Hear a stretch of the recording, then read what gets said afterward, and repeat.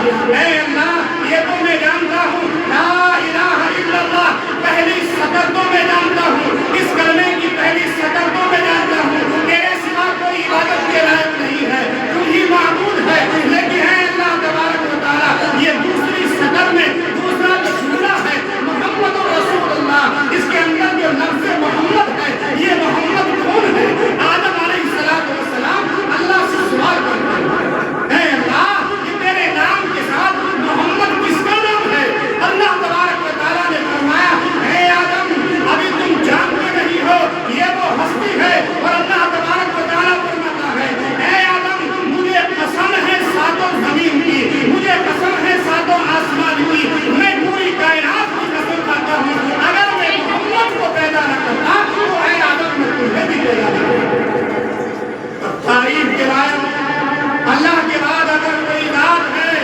تو وہ امام الانبیاء حضرت محمد رسول اللہ صلی اللہ علیہ وسلم کی ذات ہے۔ میرے بھائیوں اگر کوئی مسلمان آپ کی کتنی بھی تعریف کرے آپ کی تعریف کا ہم ادا نہیں کر سکتا، کوئی اگر نبی کی کتنی بھی تعریف بیان کرے کما ہم کو اس کا ہم ادا نہیں کر سکتا۔ میرے بھائیوں آپ کی کتنی تعریف کی جائے وہ کم ہے۔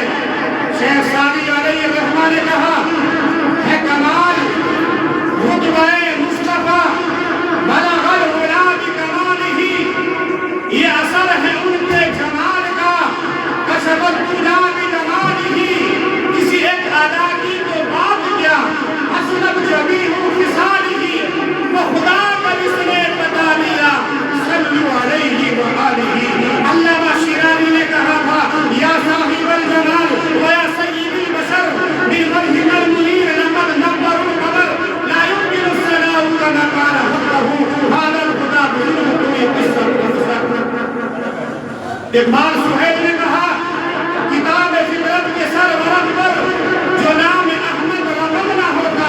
تو یہ نقش ہستی ابھر نہ سکتا، وجود لوح و قلم نہ ہوتا، زمین نہ ہوتی، فلک نہ ہوتا، عرب نہ ہوتا، عجم نہ ہوتا، یہ محفل کل تھکا نہ ہوتی اگر وہ شاہ کرم نہ ہوتا۔ ایک شاعر نے سوال یہ انداز میں کہا تھا انقلاب شہر کا روح رباب و کون تھا، باعث تخلیق ہستی ان فقاب و کون تھا، وہ کے نازا جس پہ تھا خود خالق عرش عظیم، ایسا کامل اس جہاں میں اے سما و کون تھا۔ میرے بھائی آئیے اب میں اسی ذات اقدس کی شان اقدس میں نذرانہ عقیدت پیش کرنے کے لیے